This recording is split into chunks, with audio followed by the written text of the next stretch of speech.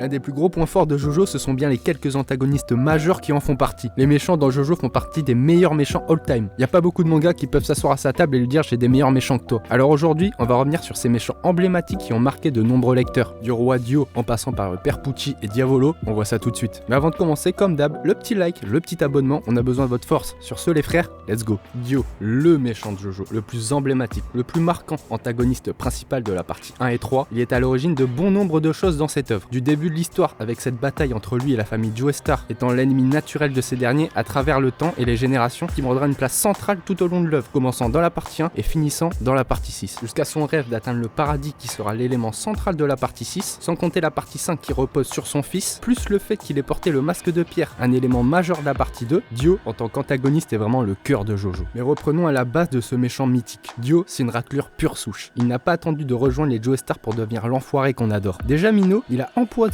son père qui, comme pour beaucoup de gens avec Dio, ne lui inspirait que du dégoût. Ce même père qui avait sauvé la vie du père de Jonathan, si on peut dire, puisqu'en réalité, il en avait surtout après son fric, et à la base, c'est ça qui motivait Dio, devenir riche par ses propres moyens. Et c'est avec sa rencontre avec les Joestar, et surtout Jonathan, que Dio va devenir l'ennemi naturel de cette famille. Et à peine le pied posé chez les Joestar qu'il va nous gratifier d'un de ses meilleurs coups. Et par coup, on entend bien sûr le coup de genou dans la gueule du chien de Jonathan. Sans compter le fait qu'il embrassera la copine de Jonathan juste pour le faire chier, et le chien, il finira par le foutre dans le four. Ça, c'est juste quand il est enfant, au calme. Et dès cette partie 1, il y a un truc assez ouf, c'est que Dio, tu le sens, c'est le roi des enculés, et ça, tu peux pas tester. Une fois ado, il essaiera de se faire passer pour un frère pour Jojo, et le père Joestar va vraiment le considérer comme tel. Dans les faits, même Jojo ne sera pas dû, et ne ressentira jamais rien pour lui. Et à partir de là, vous connaissez, Dio se fait démasquer par Jojo qui arrive à prouver qu'il empoisonnait son père. Jonathan lui botte le cul, et Dio, entre-temps, apprend l'existence du masque de pierre, et finit par planter le père Joestar et utilise son sang pour activer le masque de pierre qui le transformera en vampire. Mais malheureusement, jusqu'au bout de cette partie, le fait qu'il soit un vampire ne sera jamais suffisant face à Jonathan qui le bat juste après sa transformation, et plus tard quand il refera surface. Et c'est un point très cool de cette partie parce que c'est le point central, la relation Jonathan-Dio. Ça peut paraître assez simple si on regarde du point de vue de 2022, mais putain, c'est diablement efficace. Jojo est un personnage profondément bon et confronté face à un Dio profondément mauvais, qu'aucun bon sentiment ne semble jamais traverser. La première partie de Jojo, et notamment grâce à Dio, nous annonce d'entrée la pièce maîtresse de Araki, les designs et le caractère ultra exagéré des persos. Dio, au-delà de son histoire, c'est une gueule ultra charismatique, et pour ça l'animé aide beaucoup. Le charisme, la voix si typique, les mimiques et évidemment les poses, enfin tout le package d'Araki. Vraiment, Araki sur Dio, il s'est chauffé, il a créé une image. Ce qu'on entend par là, c'est que Dio, il fait partie de ces méchants qui parlent à tout le monde. Quelqu'un qui lit des mangas connaît forcément la gueule de Dio, ou a déjà entendu sa voix. Mais si Dio est si connu et aimé, c'est surtout pour la partie 3, où Araki va poser le tampon d'ennemi numéro 1 de Jojo, et le faire entrer dans le panthéon des méchants emblématiques du manga game. Dans la partie 3, Dio est vraiment représenté comme un dieu, et ça marche magnifiquement bien. Dans leur parcours, Jotaro et sa clique vont croiser plein de mecs qui sont au service de Dio, et tu vois que ces mecs sont plutôt balèzes. Et pourtant, dès qu'ils parlent de Dio, ils se chient dessus, ils n'en peuvent plus, ils craignent vraiment Dio. Il y a vraiment ce sentiment que Dio est omniprésent et surpuissant. Il y a vraiment une aura, un côté mystique qui se dégage de chez ce perso, et ça peut être expliqué par la place qu'il occupe au sein de l'univers de Jojo. Le gars est redouté de quasi tout le monde. Cette crainte qui est liée à sa puissance se traduit également par son stand Zawardo, qui comme vous le savez tous, arrête le temps. Et là, c'est carrément cheaté. Toute la phase finale de Stardust Crusader où Dio apparaît enfin face au héros est vraiment mythique. Donc petit récap, vous le savez, Dio commence par se battre avec Joseph et Kakyoin, qu'il tuera, mais qui arrivera quand même à comprendre la capacité de Zawardo et à transmettre l'info à Joseph et Jotaro. Alors oui, à peine arrivé qu'il recte déjà un membre de la team. Et donc à partir de l'arrivée de Jotaro, le combat le plus légendaire de Jojo arrive. Le début du combat, plutôt à l'avantage de Dio grâce à Zawardo, va vite pencher en la faveur de Jotaro qui semble pouvoir se mouvoir alors que le temps est arrêté. Et du coup, défilé de scène ultra connu. Jotaro envoie Dio dans une vitrine où un bout de verre lui coupe la jambe. La scène des couteaux où Dio se délecte en pensant que Jotaro peut pas esquiver tous les couteaux. Et en effet, malgré la vitesse de Star Platinum, Jotaro se fait toucher. Le coup de panneau de signalisation, ouais, ça c'est quand même quelque chose. Dio qui se fait traîner par une voiture pour fuir, mais qui se fait niquer et n'a même pas le temps d'activer Zawardo, mais assez de temps pour prendre une volée. Ou Dio qui se fout un doigt dans le crâne avec son expression de psychopathe. Et évidemment le road roller, sans deck. Il y a que Araki pour rendre stylé un mec qui te balance un rouleau compresseur sur la gueule. Pour ce qui est du final, que dire? Jotaro qui arrête lui-même le temps et Star Platinum qui envoie un low kick quand tu le regardes à mal. Dio qui balance du sang de sa jambe explosée dans les yeux de Jotaro, parce que s'il peut utiliser les techniques les moins reluisantes pour gagner, mais bien sûr qu'il le fait. Jotaro se cassera la main mais donnera le coup final à Dio qui se brise non sans rappeler jusqu'à la fin qui il est, à savoir le grand Dio. Dio, c'est le premier méchant de Jojo, le méchant originel. Il a donné le ton en devenant la marque de fabrique pour tous les autres. Pour Araki, c'est une base pour la construction de ses autres méchants. La plupart des antagonistes majeurs de Jojo lui ressemblent au moins sur un point, mais sans jamais qu'il donne l'impression de dépasser Dio en tant qu'image numéro 1 du méchant dans Jojo Bizarre Adventure. Alors avant de continuer, dis-nous ce que Dio représente pour Jojo selon toi. Araki ayant donné un point final à son méchant emblématique, il devait proposer un truc toujours aussi plaisant avec sa patte si particulière. On va voir que côté méchant, il avait pas fini de nous étonner. Allez, on passe à la partie 2 avec Kars et les hommes du pilier. Kars, réalisant que le peuple des hommes du pilier était incroyablement fort, voulait développer leur force avant de dominer le monde. Ils possédaient des capacités uniques comme se déboîter les os, fusionner avec des êtres vivants, et ils étaient très puissants et très intelligents. Pour cela, il eut l'idée de créer le masque de pierre pour contrer leur seule faiblesse, le soleil. Et cela nécessitait une grande ressource d'énergie, et son peuple réalisant que cela entraînerait l'extinction de toute forme de vie sur Terre s'y opposa. Du coup, Kars et AC/DC éliminèrent tout leur peuple sauf deux bébés, Wamuu et Santana. Kars constata que le masque de pierre avait un effet sur les humains. Il les transformait en vampires, spécial dédicace à mon gars Dio. Mais sur eux, les hommes du pilier, la stimulation était trop faible. Il fallait les combiner avec la gemme rouge d'Aja. Ils partirent de l'autre côté de l'Atlantique pour trouver la gemme, mais n'y arrivant pas, ils décidèrent d'hiberner. Les hommes du pilier sont vraiment à part dans Jojo. Bon, déjà parce qu'ils sont trois méchants plus ou moins sur un pied d'égalité, parce que bon, Santana c'est plus une blague, et Kars finit par devenir seul la forme de vie ultime. Avec eux, Araki voulait sans doute apporter un passif au masque de pierre de la partie 1. Autant dire qu'on est très loin du virage pris avec les stands. Là, on est face à une espèce de surhomme qui serait eux-mêmes sous stéroïdes, et on retrouve ce côté mystique puisqu'on les voit vraiment comme des demi-dieux avec leur mode élémentaire. Kars et AC/DC sont uniquement en quête de puissance, que pourrait leur apporter la pierre rouge d'Aja. Wamuu c'est plutôt le brave guerrier qui se fiche un peu de la puissance, parce que lui ce qu'il veut, c'est un vrai combat, qu'il aura enfin face à Joseph, mais qui nous avait déjà offert un combat épique face à César, qui se solde par une scène des plus dantesques. Wamuu a un côté respectueux envers ses adversaires, que ce soit avec César ou Joseph, face à qui il acceptera la défaite et fera preuve d'un grand respect, qui soyons clairs ne sera jamais retrouvé chez un autre antagoniste majeur de Jojo. Dans les faits, le boss des trois autres c'est Kars, et là on retrouve ce côté ultra arrogant, prêt à tout pour atteindre son but, même si c'est déshonorant, comme ça va être le cas pour certains des autres antagonistes qu'on va voir par la suite. Un peu à la manière de Wamuu, Kars semble parfois ressentir de l'empathie, et lui plus pour les êtres vivants autres que les humains, le poussant à sauver un chiot qui allait se faire écraser. C'est assez drôle quand on voit ce qu'a fait Dio du seul chien qu'il a rencontré dans la partie 1. Dans le combat final opposant Joseph à Kars, on commence à voir un combat en mode combat de stand. On s'explique. Joseph ne bat pas Kars grâce à sa puissance physique, mais plutôt avec des stratagèmes basés sur la compréhension des pouvoirs de Kars, comme ça serait le cas pour un stand. On dit comme ça peut faire stylé, mais dans les faits, Kars se fait terminer d'une manière un peu discutable, qui s'explique par le fait que Kars était devenu beaucoup trop chaud pour Joseph. Donc la fin est ultra exagérée, mais dans Jojo, ça fait aussi partie du jeu. Les hommes du pilier sont vraiment à part dans Jojo. Jamais plus on entendra parler d'eux dans la suite, ce qui est plutôt logique étant donné le niveau de Kars à la fin. Faire revenir un homme du pilier plus fort que lui, ça aurait sans doute été compliqué pour Araki. Là où les méchants suivants, bien que surpuissants, possèdent des vraies faiblesses. Mais pour autant, ils sont de très bons antagonistes et ça les rend eux et toute la partie 2 vraiment uniques dans Jojo. On passe donc à l'antagoniste de la partie 4, Yoshikage Kira. Et là encore, Araki va changer de style. Là où Dio était entouré d'une aura un peu mystique, Kira, lui, est un humain tout ce qu'il y a de plus normal. Mais son comportement va le désigner très logiquement comme un ennemi, disons plus banal, mais excellent, puisque Yoshikage Kira est un meurtrier. Alors ouais, sur le papier, tu peux te dire que c'est pas ouf par rapport aux menaces grandiloquentes qu'étaient Kars ou Dio, mais dans cette partie 4, c'est un méchant plus qu'à propos. La partie 4 change drastiquement de la partie 3. On est plus sur une grande aventure aux quatre coins du monde où les héros cherchent un ennemi surpuissant qui se trouve être un vampire pouvant arrêter le temps et lié à jamais à la famille Joestar. Non, ici, tout le récit se déroule dans la ville de Morio, où les délires d'un meurtrier fou vont l'emmener à devenir l'ennemi des héros. Le changement de ton est assez dingue. Il ne possède pas de grandes idéologies à la Dio. Non, lui, son délire, c'est plutôt vivre une petite vie pépouse et tuer des femmes dont il apprécie les mains, voire même un peu trop. Est-ce que ça fait de lui un mauvais méchant pour autant? Non, bien au contraire. Kira, c'est un psychopathe prêt à tout pour que sa vie ne soit pas dérangée. Il a une passion pour les mains de femmes, donc oui, psychopathe, ça me paraît pas exagéré. Ce qui le rend excellent en tant que méchant, c'est bien son comportement. Il a vraiment tout d'un personnage détestable. Déjà, d'une part, il est complètement imbu de sa personne comme Dio et il considère souvent les gens qu'il gêne comme des déchets. Et donc, assez logiquement, et cette fois contrairement à Dio, lui n'a pas de réel allié, si ce n'est son père, mais ça ne le dérange évidemment pas puisqu'il pourrait nuire à sa petite vie paisible. Et pour preuve, c'est en quelques ordres son père en créant des manières de stand pour le protéger qu'il mènera à sa perte, mais on y reviendra. Et donc, pour vraiment accentuer le côté psychopathe, d'une part, Araki a créé un moyen de savoir quand Kira avait une envie de tuer, et ce, en faisant pousser ses ongles, rendant donc certaines scènes très stylées sans qu'il ait à parler. Ajoute à ça toute une multitude de tocs, comme remettre la chaussette de Koichi à l'endroit alors qu'il vient de le terminer, et lui remettre bien sa petite chaussure bien comme il faut. Ou encore collectionner ses ongles coupés avec des pots indiquant l'année où il les a coupés, pour citer que ça. Mais Kira, c'est aussi et surtout une énorme raclure, prêt à s'asseoir sur sa dignité pour duper ses ennemis, comme il le fait avec Josuke, ou le fait de prendre le rôle de père d'une famille dont il ignore tout pour pouvoir rester tranquille. Bon, on est quand même dans Jojo, donc on va parler un peu stand. Killer Queen, si tu es ici, c'est garanti que tu connais. Et là encore, c'est très fort de la part de Araki. Dio a arrêté le temps, Kira, lui, transforme tout ce qu'il touche en bombe. Alors oui, c'est très fort, mais on est quand même sur un autre délire que The World, mais là encore, ça colle parfaitement avec cette partie. Quel meilleur stand que Killer Queen qui ne laisse aucune trace pour un assassin. Et l'obtention de Bite the Dust est en parfait accord avec la psychologie de Yoshikage, puisque Bite the Dust empêche symboliquement ses ennemis de découvrir son identité. C'est vachement situationnel, mais ça colle parfaitement à un mec qui s'attarde sur tous les détails pour pouvoir avoir une vie paisible selon lui. Kira, c'est le début d'une lignée de méchants dans Jojo qui font très humains dans leur délire. Pour faire le parallèle une nouvelle fois avec Dio, lui se voyait comme au-dessus de tout être vivant. Kira, lui, reste un humain. Il montrera un peu de cette humanité lorsque le chat devenu Stray Cat blessera la mère de Hayato, et que lui-même essaiera de se convaincre qu'il ne s'est pas inquiété pour elle, et avait même accepté sa nouvelle vie avec l'obtention de Bite the Dust. Ou encore le fait qu'il considère les événements qui lui arrivent comme les effets de sa chance ou sa malchance. Inutile de dire que pour Dio, la chance ça entre pas en ligne de compte, et s'inquiéter pour autrui, ça ne lui effare même pas l'esprit. L'ego surdimensionné de Dio est difficilement comparable à Kira, tant il est grand, et Kira se démarque des autres méchants de Jojo par son caractère ultra méfiant et sachant se faire discret, voire lâche. Pour ce qui est de sa fin, il se fera humilier par Hayato et mis dos au mur face à Josuke. Et avant de passer l'arme à gauche, il se laissera aller à son désir chelou pour la première fois devant tout le monde. Il pensera même compte que la chance a tourné en sa faveur grâce à Bite the Dust, et il retrouva en fait sa toute première victime, bel et bien morte, lui-même écrasé par une ambulance, une fin des plus crades et sales pour un assassin si soigneux. Après Yoshigake et Kira, le serial killer, on passe au boss de la mafia italienne passionnée de la partie 5, Diavolo. La partie 5 étant à plus grande échelle que la 4, et la position de Diavolo comme boss de passionné implique qu'il soit crédible en tant que tel. Et là, Araki a selon nous encore réussi son coup avec talent. Avec Diavolo, on est de retour sur un méchant un peu plus classique si on peut dire. Bon, comme pour tous les antagonistes de Jojo, le mec a un ego de dingue et ultra charismatique. Et le premier point où Araki surprend, c'est le choix de ne pas donner le nom de Diavolo, ni même son apparence pendant les 3/4 de la partie 5. Si on dit que c'est surprenant, c'est parce que Jojo, c'est un secret pour personne, c'est des chara-design de niquer et des gueules ultra badass. Et là, en tant que lecteur ou spectateur, t'es comme le Booty Gang. Tu ne connais rien de l'ennemi qu'ils affrontent, le mec est littéralement une ombre. Une ombre oui, mais une ombre très respectée par son statut de boss de passionné qui contrôle tout Naples, se faisant même passer pour une organisation juste et bienveillante pour pouvoir plus facilement la jouer bandit. Il gère cette organisation d'une main de fer tout en ne laissant aucune info à son sujet. Là où Dio et son aura quasi divine lui valent une adoration presque mystique, Diavolo c'est plutôt ambiance famille mafieuse. Vous me devez le respect et si jamais vous me trahissez, on va venir vous trouver. Diavolo, un peu à la manière d'un Kira, ne veut pas qu'on découvre qui il est. En tant que boss de la mafia, il estime que n'importe quel élément lié à lui ou son passé sont des moyens de remonter jusqu'à lui, et donc de le gêner ou de s'en prendre directement à lui. À la différence que pour lui c'est carrément maladif. Tout au long du manga, il persistera à empêcher qui que ce soit de connaître son identité et surtout son passé. À la base plutôt normal, bien qu'ayant passé 2 ans dans le ventre de sa mère, il décidera une fois plus grand de lui coudre la bouche et l'enterrer vivante évidemment sous le sol de sa baraque, et quand son père découvrira ça, il ne manquera pas de le tuer lui aussi et de foutre le feu à tout son village. Psychologiquement, les méchants de Jojo, vous l'avez compris, c'est des grands niqués. Pour parfaire le tout, Araki ajoute un détail à Diavolo, un trouble de la personnalité. Diavolo a un alter ego, Doppio, qui à la différence de Diavolo ressemble davantage à un adolescent un peu teubé qu'au boss égocentrique de passionné. Le boss ultra charismatique laisse donc place à un ado un peu fou qui prend tout et n'importe quoi pour un téléphone, avec quoi Diavolo communique avec son alter ego. Et là-dessus, il y a Karaki pour faire ce genre de bail. Et ça ajoute vraiment au caractère unique de Diavolo, le diable en personne qui ignore complètement qu'il est fou. Et encore une fois, ça ajoute au côté humain du personnage, qui se voit déjà comme le roi du monde au-dessus de tous, mais qui est juste un humain fou allié. A l'inverse de Kira, on est sur un mec prudent, mais qui n'hésite pas à éliminer le problème à la racine quand tu t'approches de trop près d'une piste le concernant. À la base, on parle d'un perso qui veut éliminer sa propre fille uniquement parce qu'elle constitue un lien direct avec lui. Et il tuera lui-même Abakio quand celui-ci sera sur le point de le démasquer grâce à Maudit Blues. Le perso a vraiment un délire de la persécution. Et ça permet d'enchaîner sur le stand de Diavolo, King Crimson. Quand on disait qu'on ne connaissait rien de lui jusqu'au reveal de son apparence, en réalité, on ne connaissait qu'une chose, son stand, et là encore, assez symbolique pour un personnage dont le passé représente pour lui une faiblesse. Il peut effacer une partie du temps qui s'écoule et voir même ce qui va se passer dans un futur proche. Niveau cohérence entre pouvoir et idée du perso, Araki se place là avec les stands. Le personnage de Diavolo est vraiment sympa, notamment du fait qu'il ne soit pas omniprésent mais toujours dans l'ombre dans la quasi-totalité du récit. Elle réussit à faire un perso mixant un peu les attitudes de Dio et de Kira, toujours sur la base d'un perso ultra charismatique et mettant à nouveau l'accent sur la puissance vu le niveau de son stand. Pour autant, ce n'est pas un antagoniste parfait. Déjà parce qu'en vrai ce qu'on dit là ça engage que nous, mais pour nous il y a des petits regrets pour Diavolo, comme le manque de backstory pour le perso qui le sert plutôt bien, puisqu'on peut théoriser sur pourquoi il tient tant à cacher son passé, parce que faut bien le dire, Araki s'attarde pas trop sur la raison. Pour ce qui est de sa fin, comme on l'a dit plus tôt, la fin de Diavolo est plutôt à propos pour lui, puisqu'il sera bloqué par Golden Experience dans une boucle où il se voit mourir continuellement, toujours d'une façon différente, où il semble devenir fou, ce qui est assez marrant pour ce personnage qui avait sombré dans la folie il y a bien longtemps. Allez, on termine avec la partie 6. Pucci c'est le retour à la base des bases, puisque l'antagoniste de la partie 6 se considère comme l'héritier de la volonté de Dio. Prêtre à la prison de Green Dolphin Street, il va enfermer Jolene dans cette prison pour réattirer Jotaro qui possède des souvenirs du journal de Dio quant à son plan pour rejoindre le paradis. Après les parties 4 et 5, Araki revient sur un antagoniste plus proche de ses débuts, avec un grand but à atteindre et qui va lui-même provoquer les héros. Et là c'est particulier puisque pour ceux qui ne le sauraient pas, on est deux sur la chaîne et nos avis diffèrent sur le perso en lui-même. Donc plutôt que de favoriser un avis, on vous donne les deux. Le but étant pas de montrer qui a raison et qui a tort évidemment. Donc à ceux qui veulent défendre leur point de vue en com, faites ça dans le respect des avis des autres. Pour ma part, Pucci c'est clairement pas le meilleur antagoniste de Jojo. Et oui, je dis bien antagoniste et pas méchant parce que sur le papier, le plan de Pucci avec Made in Heaven était de faire en sorte que les humains incapables de lutter contre leur destin puissent s'y préparer grâce au pouvoir de Made in Heaven qui leur permet de se souvenir de ce que le destin leur a réservé dans l'univers précédent et donc d'agir en conséquence. Certes, les méthodes pour y arriver sont pas des plus reluisantes, mais ils pensent vraiment faire le bien. Contrairement à Diavolo par exemple qui est juste un bâtard profond. Ce que j'apprécie chez le perso, c'est que de base le constat pour moi, le mec allait être une redite de Dio, mais pour moi, c'est pas le cas. Déjà, je trouve ça cool que l'antagoniste principal soit lié au méchant emblématique de Jojo sans que la personnalité de Dio empiète sur le récit. On voit très peu Dio dans cette partie, et quand c'est le cas, ça donne des scènes sympas puisqu'il faut bien le dire, Dio il est pas vraiment friendly. Bon, après, c'est pas non plus montré comme une bromance. Le père Pucci vénère Dio parce que c'est ce que lui a vendu Dio, et il s'est clairement servi du désespoir de Pucci pour ses idées. Le fait que ce soit un prêtre, je trouve ça assez malin vu que son maître se prenait pour un dieu. Le fait qu'il exécute le plan comme l'aurait voulu Dio, ça fait plutôt sens. Et donc je trouve ça cool que le personnage perso soit au service d'un grand dessein et ne vive que pour ça, le poussant s'il faut à collaborer avec des raclures pour atteindre son but ultime. Le mec se prend pour un saint entouré de rebuts qu'il méprise alors que lui-même n'est pas le dernier pour être un enfoiré. Dans l'exécution, Pucci sert Dio, mais au final ce qu'il fait du pouvoir qui lui est conféré lui est propre. Le journal de Dio ne précisant pas les effets d'un stand comme Made in Heaven. C'est aussi grâce à lui qu'on en apprend plus sur Dio dont on pensait presque tout savoir. Les personnages sont complètement indissociables. Dio lui-même pensait ne jamais trouver cet ami de confiance dont il avait besoin. Pour ce qui est de Weather Report, ça fonctionne plutôt bien avec sa sœur qui finit par mourir par sa faute, et Weather Report qui souhaite se venger, et au final le fait que ce soit le stand surpuissant de son frère qui le termine aussi parce qu'il a sous-estimé Emporio, c'était très cool. Pucci c'est aussi Made in Heaven, et là Araki est parti dans un délire. Alors avec King Crimson je pensais que c'était déjà assez compliqué, mais là on a gagné un niveau. Alors bon, je vais pas juger le niveau du stand mais plutôt ce que ça amène, et faut bien le dire, la fin est très couillue. Pucci se fait donc finir, et avec lui un nouvel univers apparaît, où seul Emporio sait que les héros ont gagné, et Jolene, Anasui et les autres sont remplacés par des versions alternatives d'eux-mêmes et ignorent tout de ce qui s'est passé. Pucci pour moi c'est un bon antagoniste. C'est une figure forte de Jojo, aussi grâce à l'inventivité de ses pouvoirs, mais aussi grâce à sa relation avec Jolene qu'il ne voyait pas devenir un si grand obstacle, et aussi tout ce que je viens de dire précédemment. Néanmoins, malgré ce que je viens de vous dire, je suis d'avis qu'il manque un petit truc pour Pucci, que je saurais pas vraiment expliquer. Le petit truc qui ferait de lui un perso encore plus marquant. Et comme j'ai déjà bien assez parlé, je vais laisser la main. Enrico Pucci. Pour moi, ce perso est clairement ici pour perpétuer la volonté de Dio en étant au service du scénario. Pour moi, ce qui fait de Stone Ocean une réussite, c'est la cohérence du scénario et le fait que tout s'assemble parfaitement. C'est vraiment un ensemble de tout ce qui se trouve dans cette partie 6 qui fait son succès. Ça repose pas du tout sur des individualités, mais du coup, cette union de tous les éléments, ça fait qu'il n'y a pas une chose qui ressort en particulier. Et ça